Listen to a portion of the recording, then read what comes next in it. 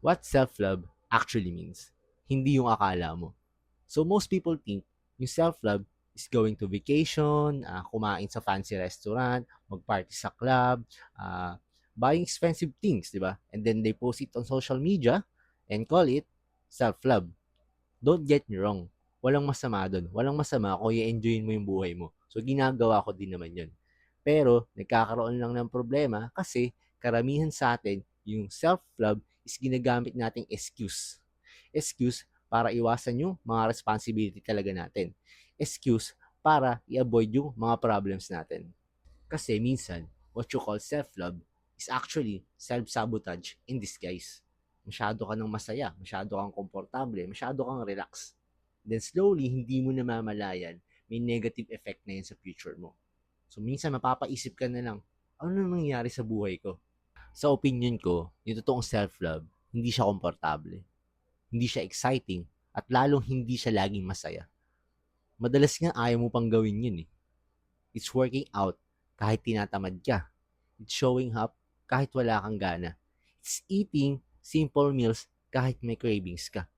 Ito yung mga boring routine. Pero yan yung hindi nakikita ng iba. Real self-love is how you treat yourself when no one is watching. Uulitin ko kasi mahalaga to. Real self-love is how you treat yourself when no one is watching.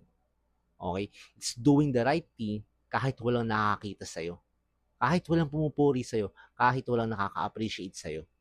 You stop making choices na alam mo na unting-unting makakasira sa health mo at sa future mo.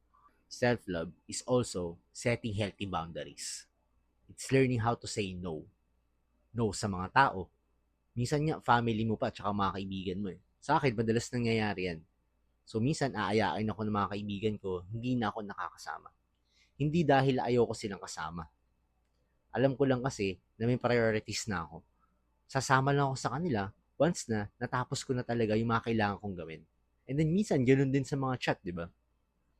Ako, hindi na ako agad nakakapag-reply pag may nag-chat sa akin ng mga kaibigan ko. Minsan nga, hindi ko na rin nasisin. Hindi dahil sinasadya ko na hindi sila isin. Pero alam ko kasi sa sarili ko na once napunta na ako sa social media o sa messenger ko, nadidistract na ako. Hindi ko na nagagawa talaga yung mga kailangan kong gawin. Kailangan mo rin mag-know sa mga habits na hindi na align sa goals mo or sa gusto mong puntahan sa buhay. Ang reality kasi, limited lang yung energy natin tsaka yung oras natin. So, hindi natin siya pwedeng ibigay sa lahat. Mahirap yun. So, kaya kailangan natin mag-know paminsan-minsan. So, hindi naman kailangan palagi. Basta dapat, unahin lang natin yung mga priorities natin. Self-love is also being true to yourself. Yung may sarili kang paniniwala. Yung may sarili kang paninindigan. It's speaking the truth kahit may ma-offend ka. Kahit hindi sila sang-ayon. Kahit magalit sila sa'yo. So, yung kasi yung kailangan eh. So, hindi naka-base yung buhay mo sa opinion ng iba. 'Di ba? So, wala kang pakialam sa approval nila. Hindi ibig sabihin hindi ka na nakikinig sa ibang tao. Pero yung mga desisyon mo eh hindi naka-base sa opinion nila. Mas nagtitiwala ka sa sarili mong desisyon. Karamihan kasi sa atin, hindi natin namamalayan yung mga gusto natin sa buhay o yung mga ginagawa natin is binibase natin sa opinion ng iba eh. Ganito kasi yung tama eh, di ba? Ganito kasi yung kailangan mong gawin. Pero deep inside, alam mo na hindi yun yung gusto mo.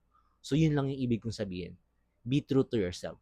Kahit hindi sila sang-ayon or walang naniniwala sa'yo. So guys, thank you for watching this video. Sana may natutunan ka. Sana may naitulong ako sa'yo. And see you next time.